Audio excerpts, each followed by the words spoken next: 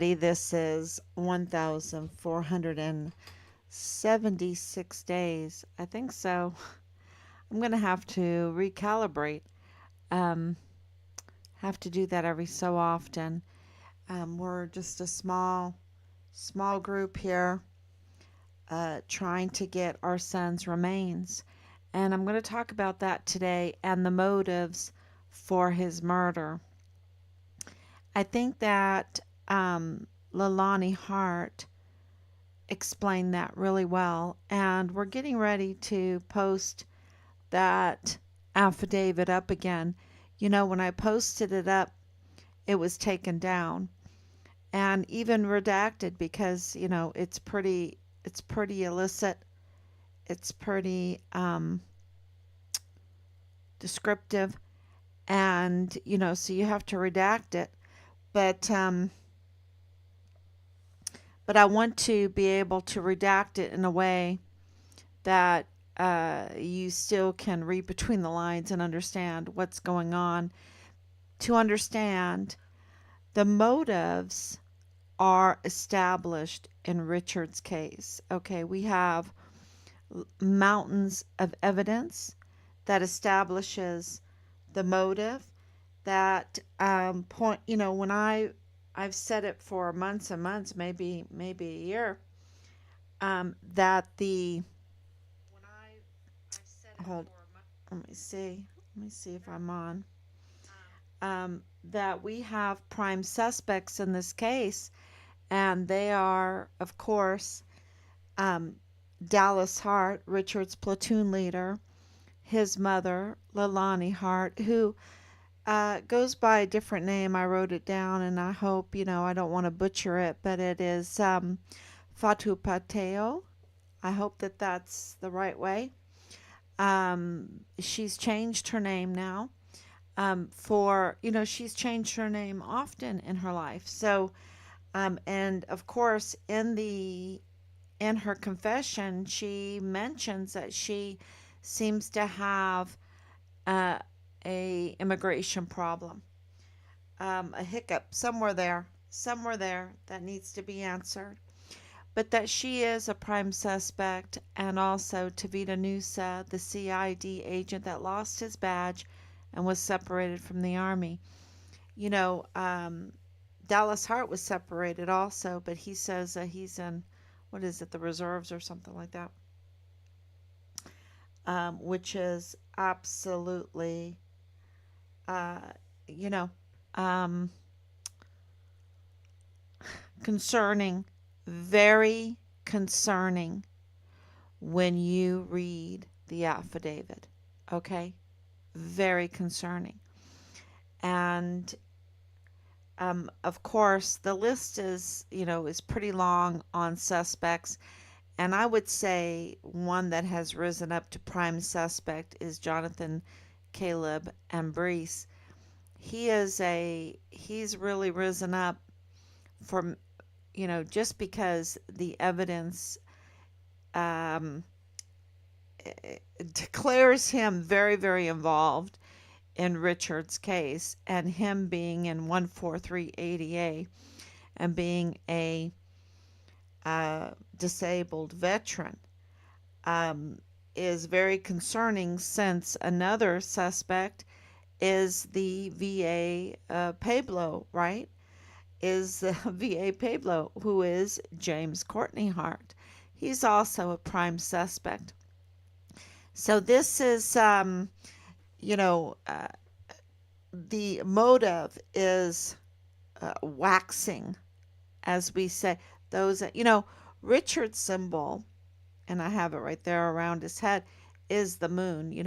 His symbol is the moon, and I'm always fast. And my symbol is the moon. We both have the same symbol, being our birth dates and everything. And so the moon is always so amazing, um, absolutely amazing. I think that people uh, don't pay attention. They just don't pay attention to our amazing moon that waxes and wanes, waxes and wanes. Um, every month, and I don't understand why our calendar is the way it is. Our calendar should be aligned to the waxing and the waning of the moon. This is all kind of like bonus information right here. I don't have a script, right? I don't have a script. I'm just talking to you so you understand who we are, who Richard is, our family, and the investigation, into what areas the investigation has been driven in order to prove beyond a reasonable doubt that Richard was murdered on Fort Bliss, so that the United States government, almost 4 years later, has to give us the declaration of death. And we're still working on some of the receipts on that, but absolutely we have received receipts on that, and that's all been formalized. And they've asked us if we wanted a memorial, and we're like, wait a minute, you're saying in this paperwork that Richard was killed on Fort Bliss. Okay, Fort Bliss is not some foreign jungle, not some foreign desert, not some vast ocean. Fort Bliss is an extremely secured, supposed to be anyway, supposed to be. Okay, because we pay and we mandate, we write it all down. We give all these SOPs, we give orders to secure Fort Bliss. And we pay loads of taxpayers' money to secure Fort Bliss. And it's unsecured. It's so unsecured. And El Paso is so unsecured because of the intertwining law enforcement, I would say, criminal. I don't want to call them all criminals because they're not all criminals. But there is, a rogue group in the law enforcement, that, have intertwined with Fort Bliss in El Paso. And, of course, cartel is involved. We know that now. That cartel is one thing we were told over and over again is like, well, don't say the cartel. Don't say the cartel. And I'm like, why can't we say the cartel? Why can't we say, of course, the cartel are suspects? El Paso is right there on the border of Juarez, where it's documented that there is cartel activity. Why can't we say that then, right? Why can't we say that? And, it's like criminals are getting this undue protection, unjust protection, undeserved protection. And why are they getting that kind of protection when Richard didn't get that kind of protection? And he's whistleblowing. These victims, why aren't they getting protection? And now you have El Mayo, being captured in the United States security, I guess, protection, waiting for trial for his criminal activity. What is he? He's a Sinaloa criminal boss. He's the big boss. He's the biggest boss, right? He's a billionaire boss of the Sinaloa cartel. And, you've got beautiful El Paso. You've got big Fort Bliss. And what does the news say? The news says he can't stay here. It's not secure. It's not secure. So what does that mean? That cartel can come over into our country and he can't get a fair hearing? Or is it because we have a usurper? This is what they don't want to say out loud, right? We have a usurper, and a trespasser in the 34th Judicial District Attorney's Office, right? The DA's office, which creates a lot of crime. It creates a breach in security. And so, they're saying we're not secure in here in El Paso. Uh, well, you're charging everybody all these taxes, and yet you're allowing, Veronica Escobar, and Governor Abbott is allowing Bill Hicks to stay in that office and usurp the criminal justice system in El Paso. That's what's going on. And they're allowing it.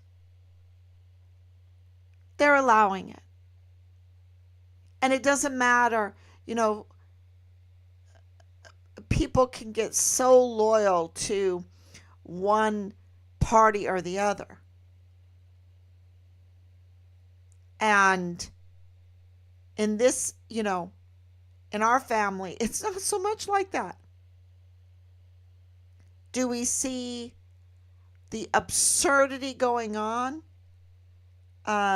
with this? What is his nickname? They call him Tampon Tim or Timpon or whatever, because he's so absurd and uses uh, taxpayers' money.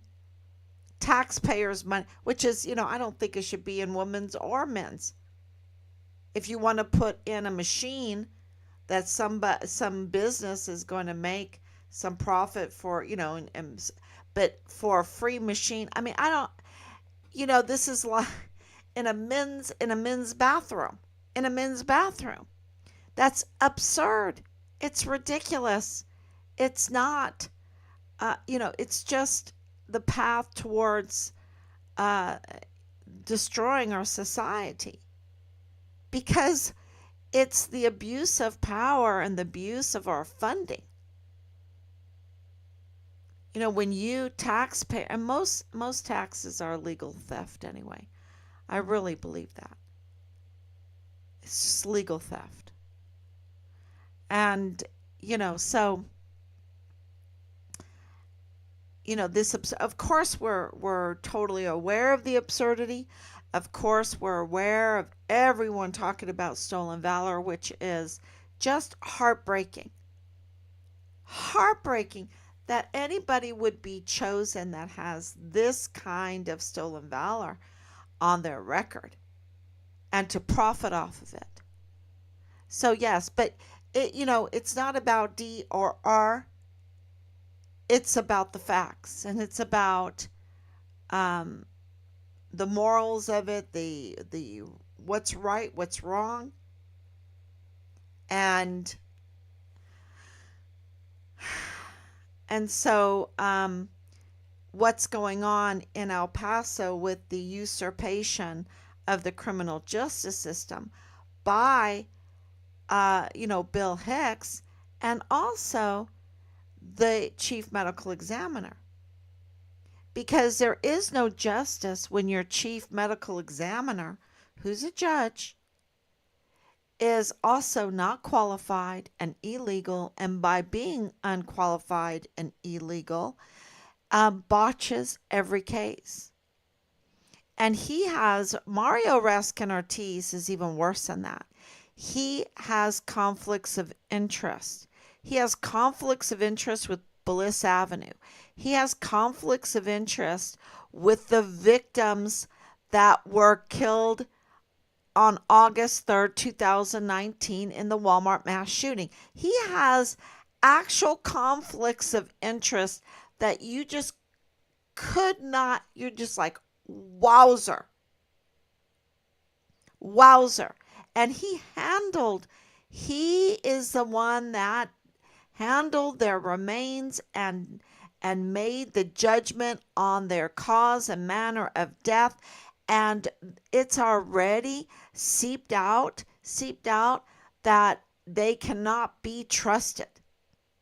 That what was going on even with Alexander Hoffman's cause and manner of death is botched. Is botched. Something stinks to high heaven about the Walmart mass shooting. And it doesn't stop with, oh, there might have been more than one shooter. No, we know there was more than one shooter. That's established already. It's just that we have individuals that are criminal, that are up to no good, that are trying to play a psyop on us. And it is focusing us on how many shooters instead of the conflicts of interest and the connections those make to the likes of Mario Raskin Ortiz and others.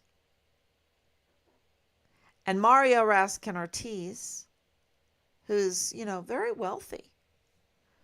These people are so wealthy, and wealth gives people power, but they don't have dominion. You see, they don't have dominion. They can't. They're not God. And so they can't determine everything.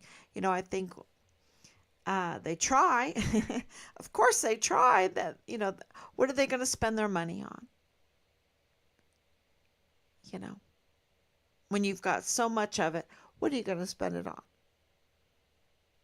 Trying to be powerful, trying to get information, purchasing information, stopping information, shadow banning information, manipulating information. And every time information is manipulated and shadow banned and,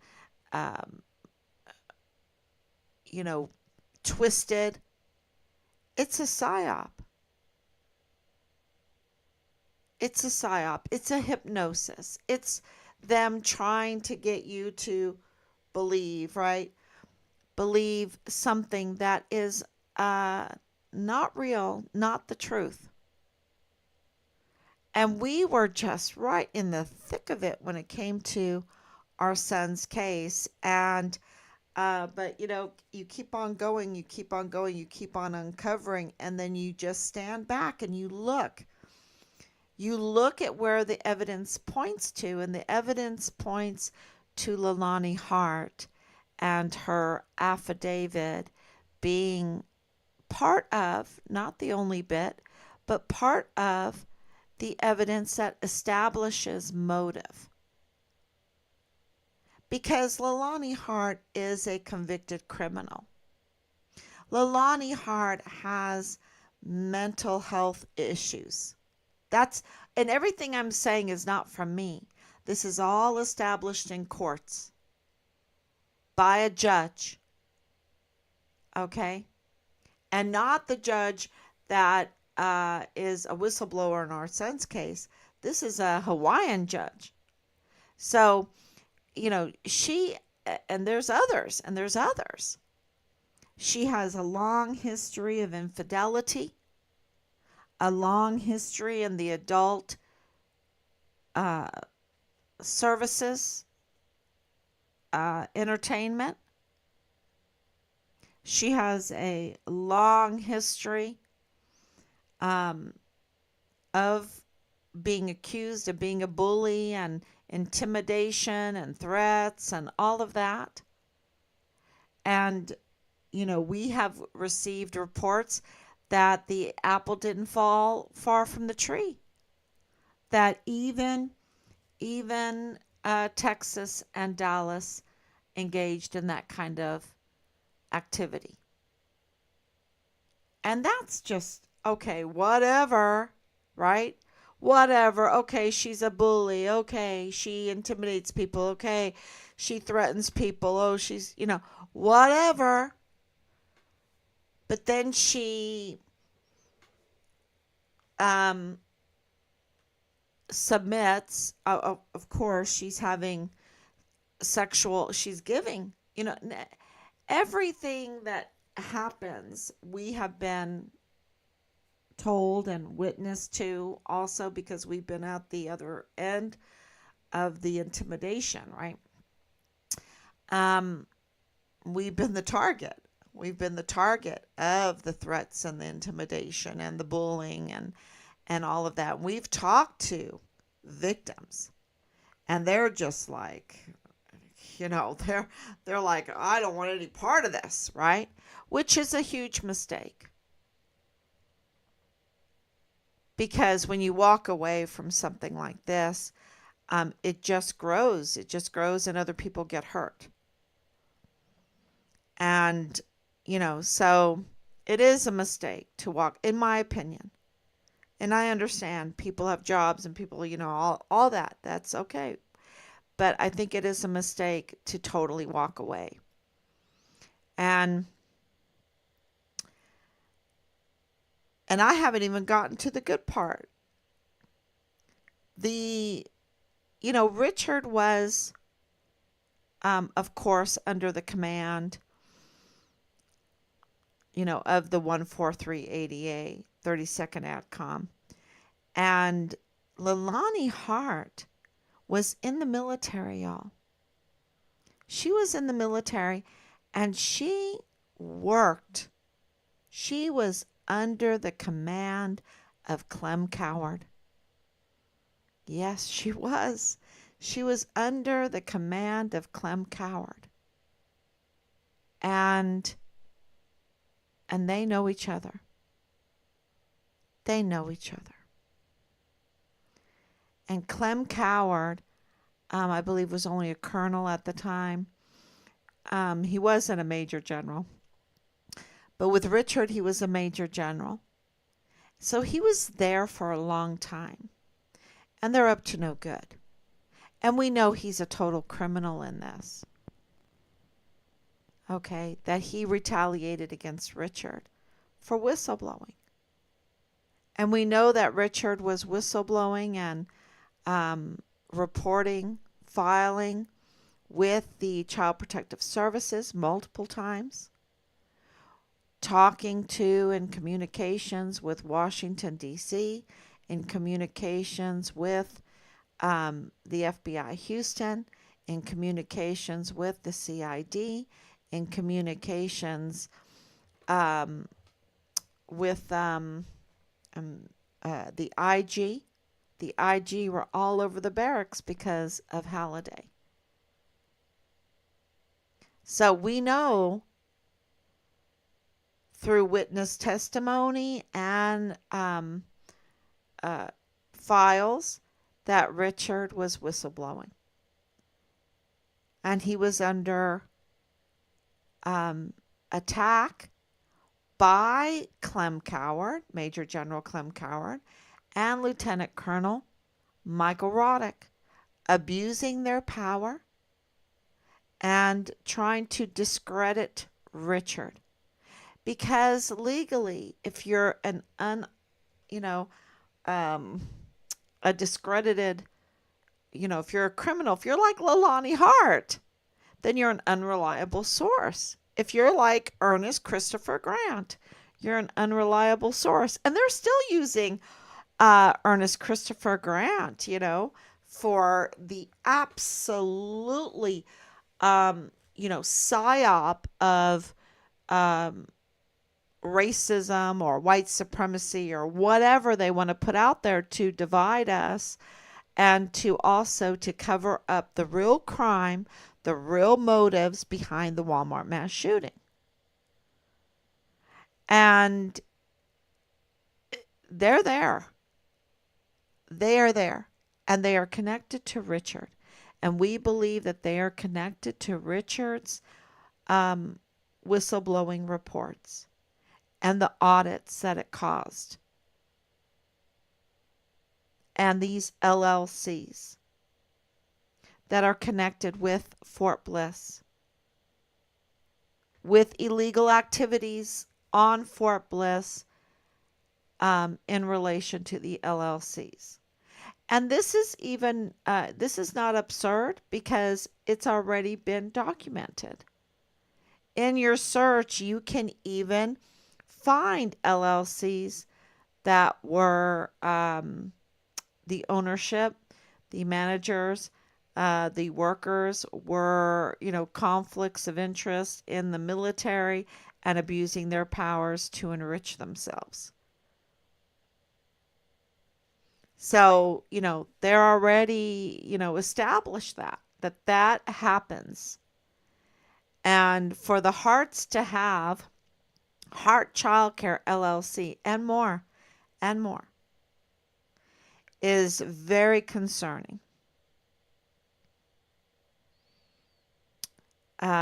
Because when you hear, and I've been saying it for a long time, but for, and going back to the very beginning, talking about Richard's remains, that Richard, did not die in combat. He did not die, you know, flying in a plane over a vast ocean where you cannot recover the remains.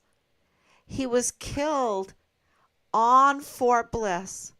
He was murdered on Fort Bliss. And Fort Bliss is supposed to be secure, but it's not. And even his 24-hour whistleblower security detail failed to show up for duty the day that Richard was forcibly removed from the barracks and subsequently murdered. And this establishes that there were criminal activities going on Fort Bliss. Not only was this young girl living in the barracks being pimped out and girls were being brought in for COVID, but because the breach of security was so bad and is still ongoing, and the barracks were flush with weapons,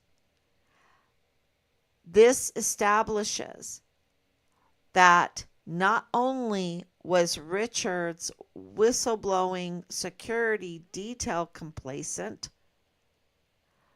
but the likes of DES Thomas Kane and the CID and the MP leadership and others like Dallas Hart, others like Lieutenant Colonel Roddick, others like Major General Clem Coward, were complacent in keeping our military installation secure.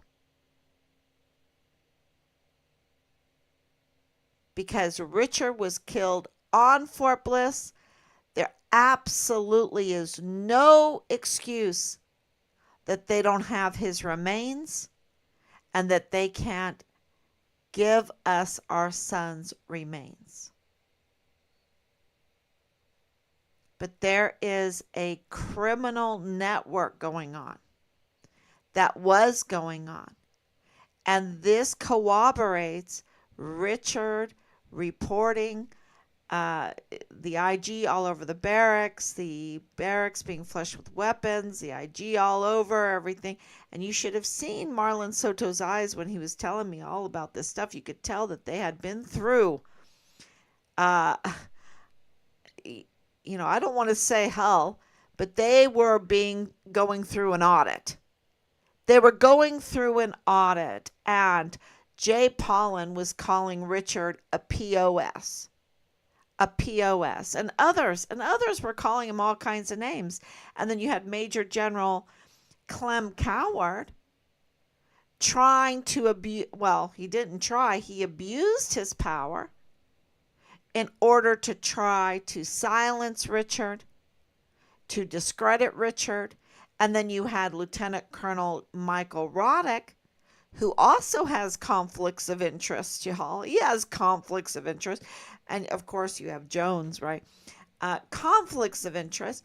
And they're abusing their power to retaliate against a young soldier, not even 21 years old, At that time, he wasn't even 21 years old.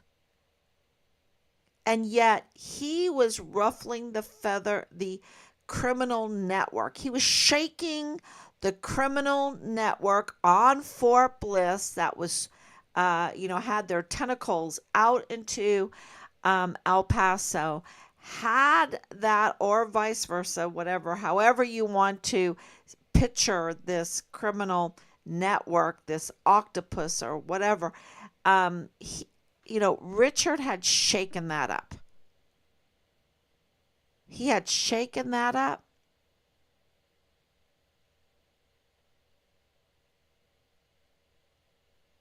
And this was a lot of money. Think about Western frontier trading. Just for one contract for bullets, and I don't know if they're brown tip bullets, right? I don't know if it did El Paso Police Department get brown tip bullets? That would be very interesting, right? What what was Western Frontier Trading, even though they didn't win that contract, but what were they offering the El Paso Police Department in form of ammunition? Ammunition, meaning, was there other hand grenades or things like this? Because we've been told that hand grenades were also being stolen, that body armor was being stolen.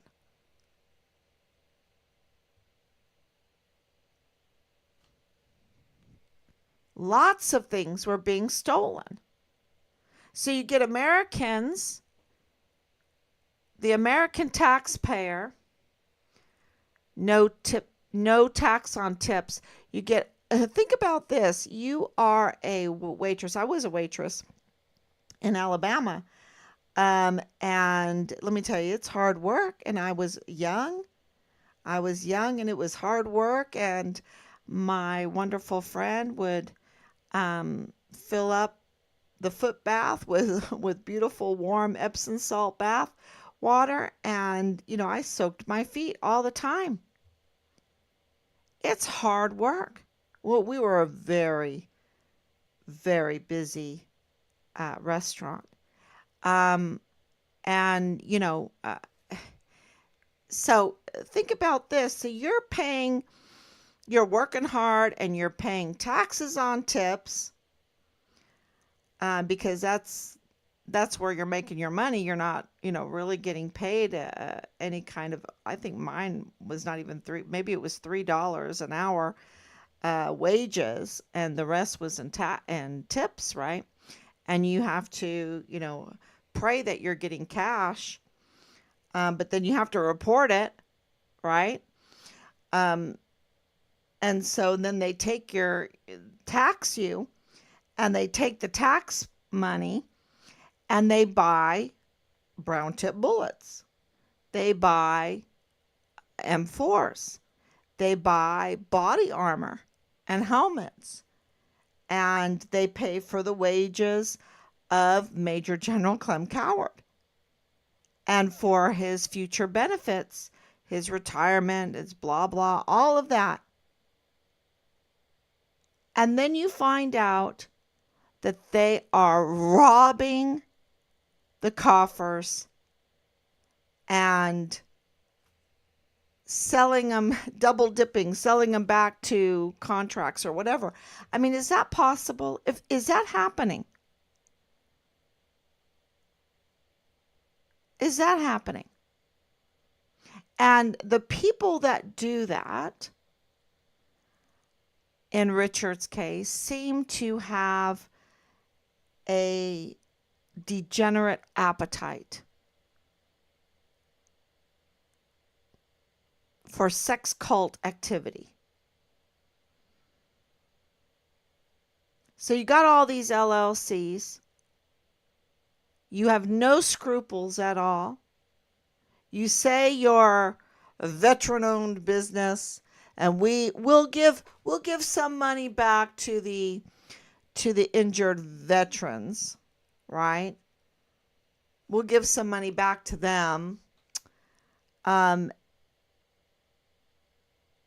and this is all, this is all my thinking out loud, thinking out loud. And then, Richard is like, "Hey, you can't have child pornography. You can't rape children and film it. You cannot do other despicable things. You can't be engaged in incest and be in the military and be an officer. You can't purchase weapons illegally, right? You can't do those things. You can't abuse your power."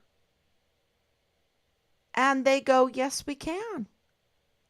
Yes, we can, because my daddy works right here and he can make or break you. My my daddy can make or break you. My mama can blackmail whoever she wants. Because she's boasting that she runs the CID. But she must have, I'm just trying to figure out that on, the date they put on the day that Richard was murdered, they put on the 23rd of July. And Leilani Hart's Leilani Hart's affidavit is dated July 22nd, the day before Richard is murdered. So, I think when you're going through a lot of audits and investigations and all of that, and uh, I think there was a lot of stress. And we know that she is not mentally well. And that's not me saying that. That is evaluations and a judge saying that on her when she was convicted, right? When she was convicted um, for lying to law enforcement officers, the judge said that she needed to go get mental health care. So, this is all public information. You can go, it takes time to look for it. And she has different names, so it makes it difficult, but it's there.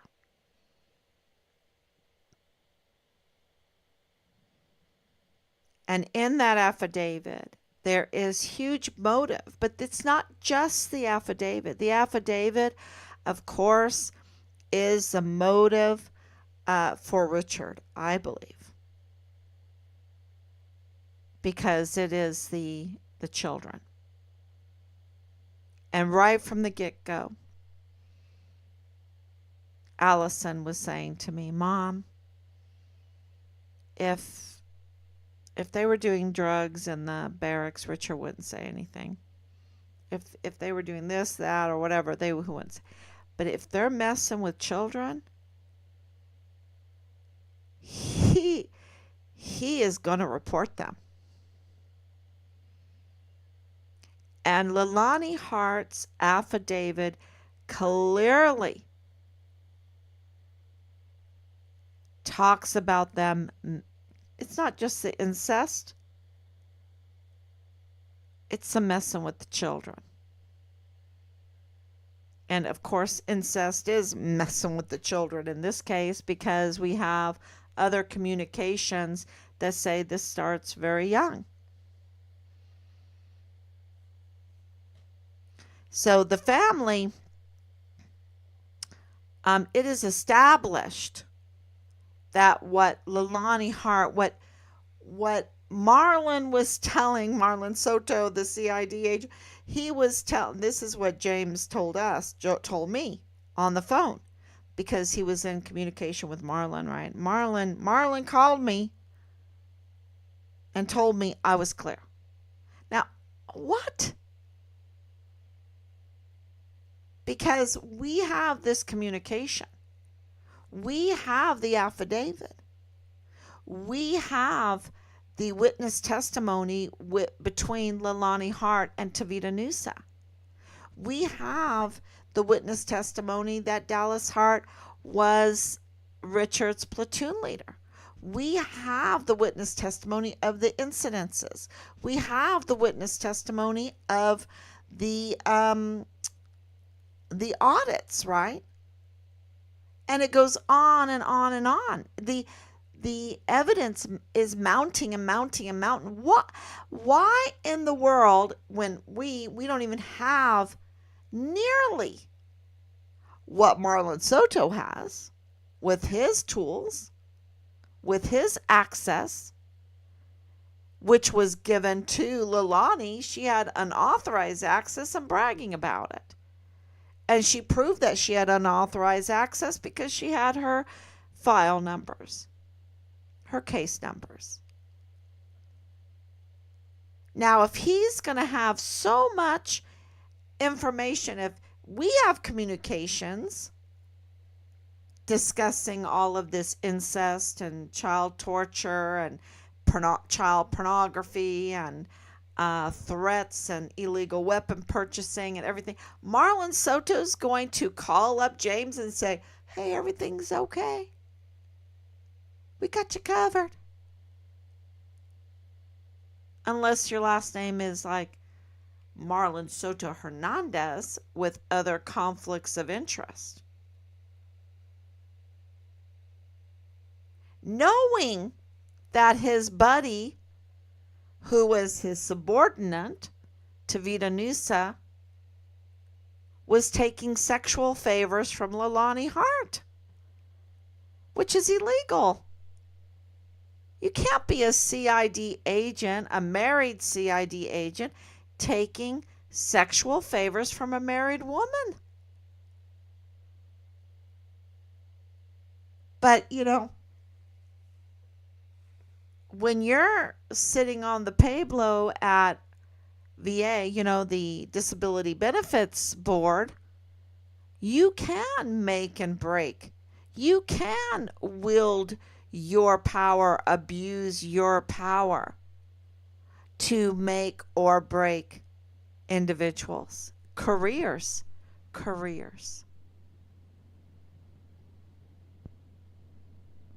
It's a very powerful position. I don't know if he did that.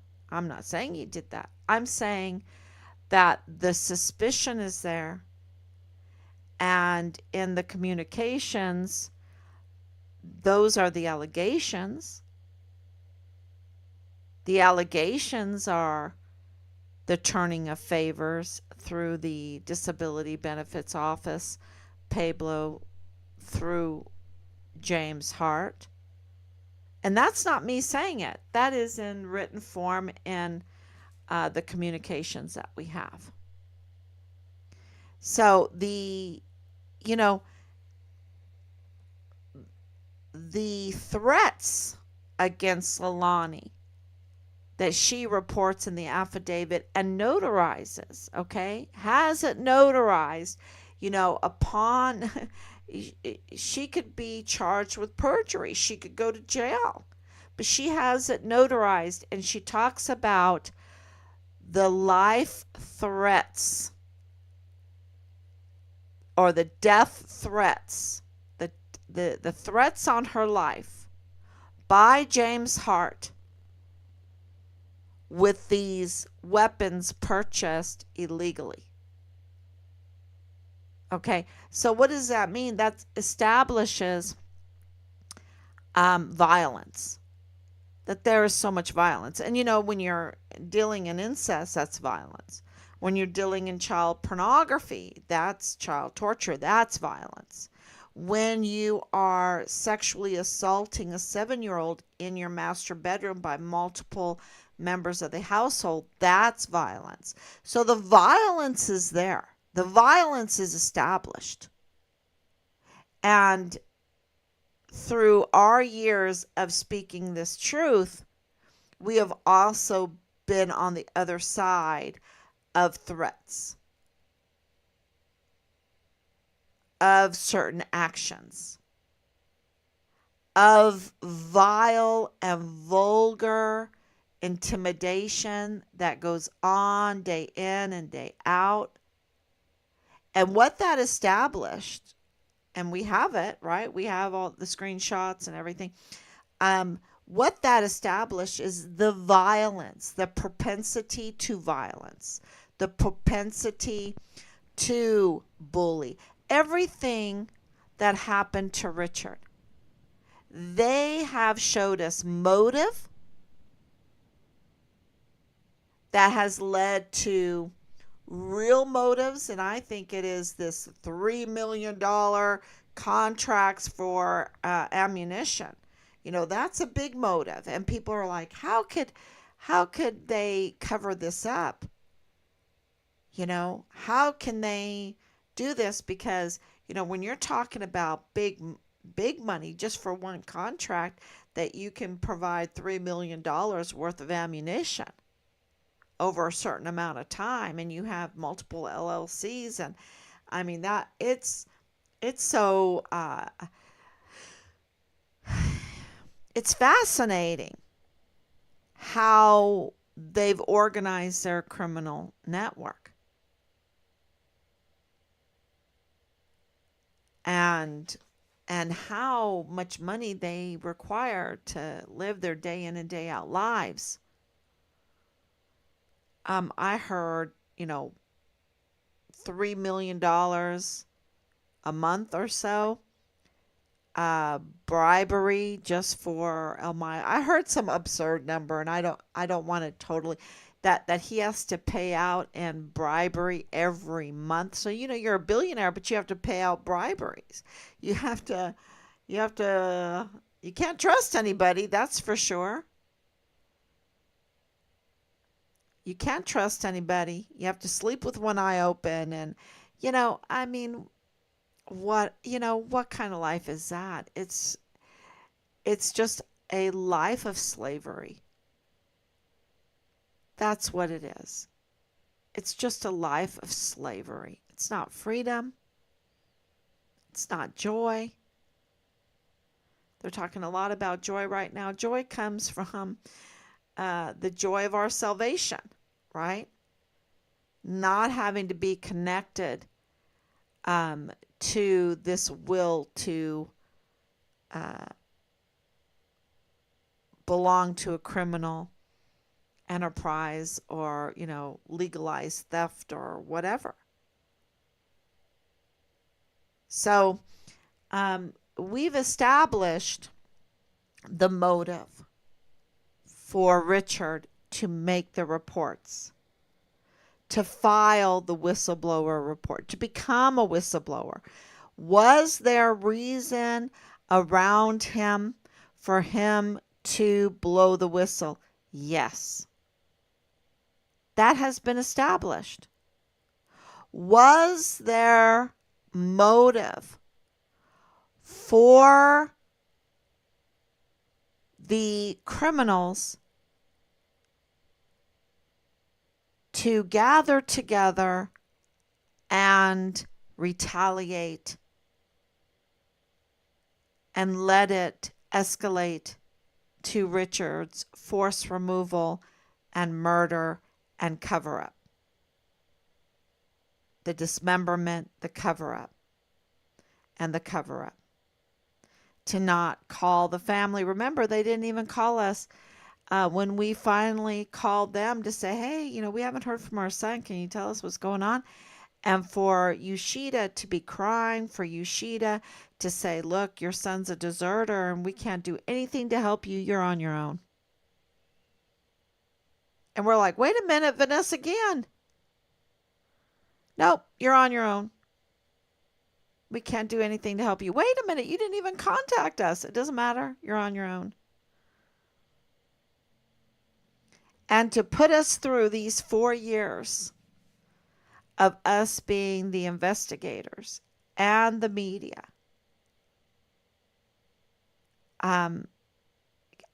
is there a motive? There is millions of dollars worth of motive.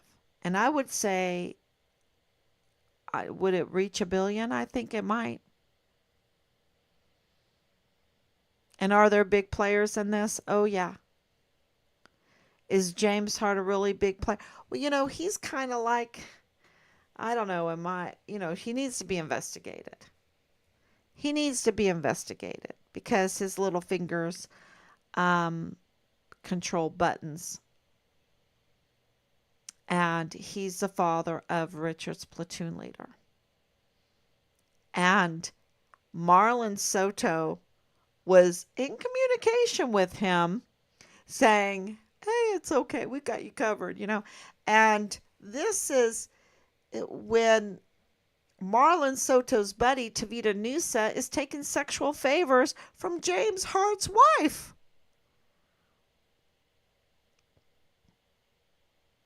So, he is not concerned with his family. He's not concerned with his marriage. He's concerned about something else. And I think it was the LLCs. The LLCs. The property. The property and the LLCs. The contracts, all that entails. Because everything else, the incest, the child abuse, that shows you that his concern was not for the health and welfare of his family and of others. Because don't forget, they were running Hart Daycare LLC. That's a very, very scary thought.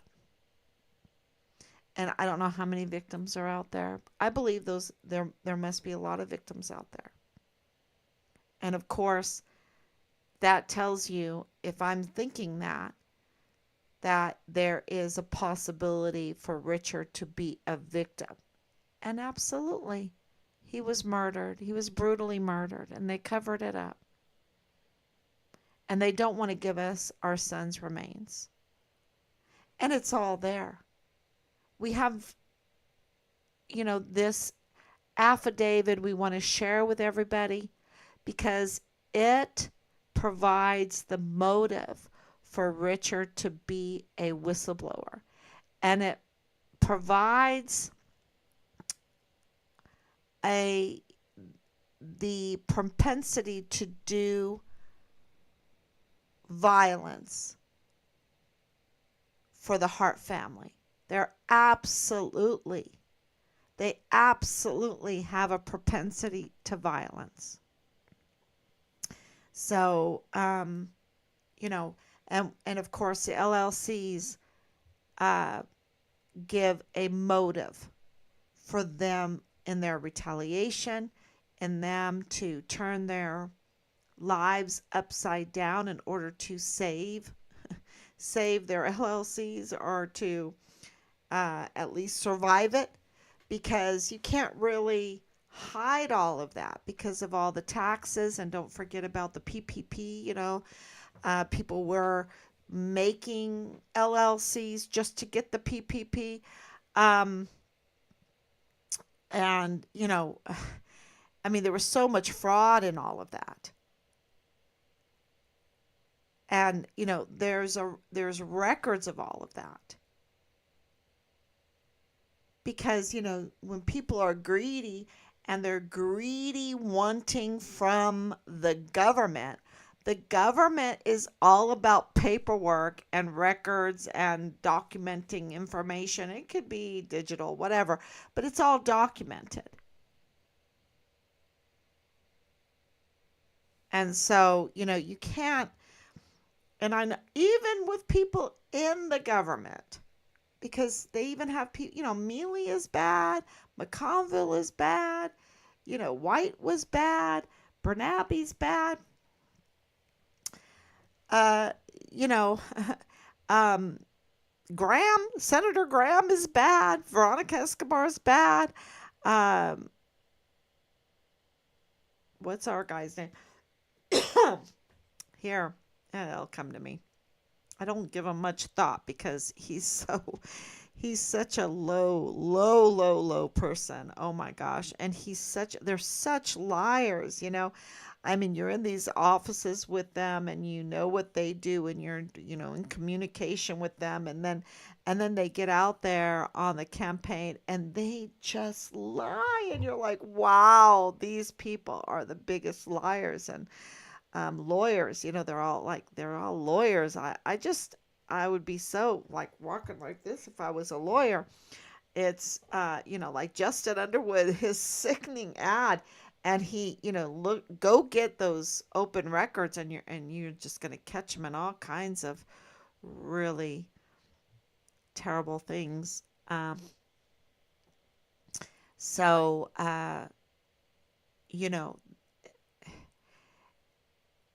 I'm not saying that they all knew what was going on with Richard, but there is a culture of legalized theft, right? And I shouldn't even say it's legalized. It's just gotten so out of hand that they've made it illegal. Um, and they're just like the Walmart case, for instance, all that money coming in and they just spend it. They don't do anything. They don't even do a health evaluation. So I'm going to read this little article that we put together. Team Find Richard Halliday, and I want to say thank you so much. It says on July 22nd, 2020, and that is so important for people to understand that a day before the CID says Richard was murdered, Leilani Hart, also known as Leilani Fatupiatu, or I hope I say that right, and the mother of Dallas Hart, who served as Richard Halliday's platoon leader, submitted a notarized affidavit to the CID and FBI. And the truth about that is that Tavita Nusa helped her get it referred to the FBI, and they accepted it then. And we have that dirty Jesus Nieto. He's a dirty. Jesus Nieto is dirty. He is such a dirty supervisory director. And don't forget about his wife. His wife is in intelligence on Fort Bliss. So, we can't forget about him. And anyway, so Leilani Hart was confessing to various criminal activities that established significant motives in the ongoing investigation into Richard Halliday's murder.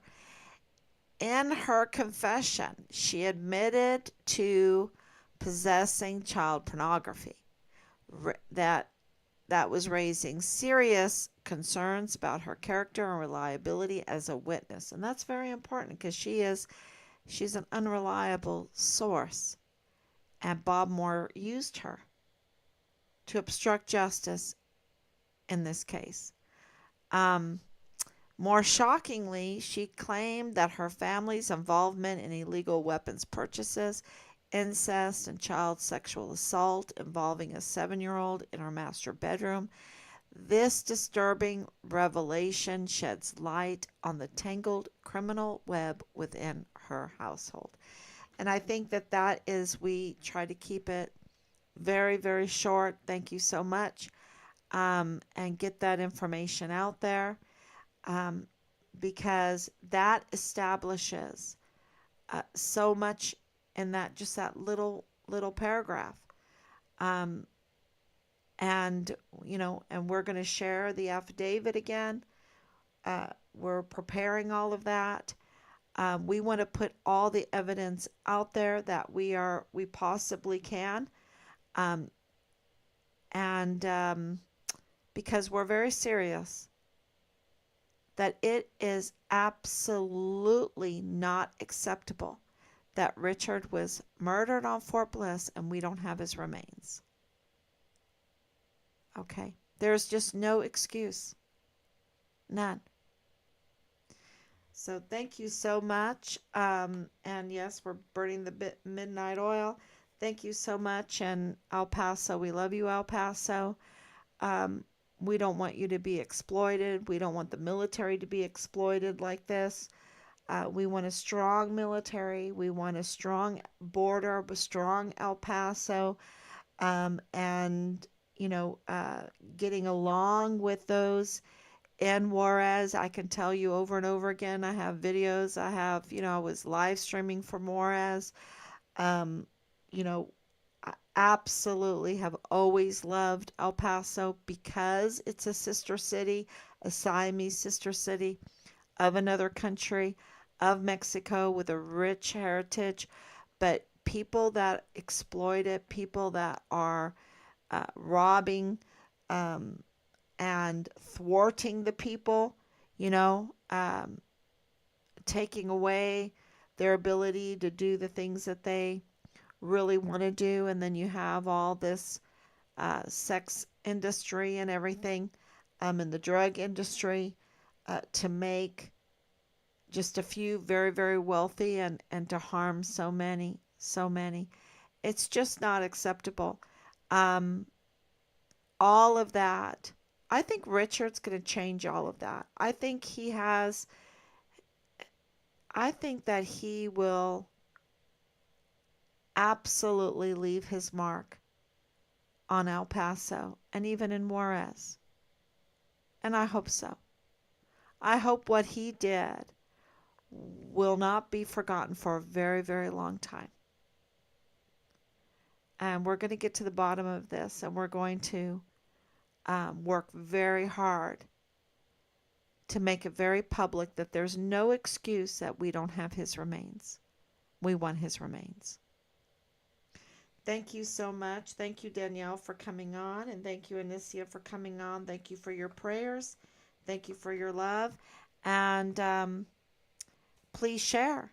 Please share. And we will be back tomorrow.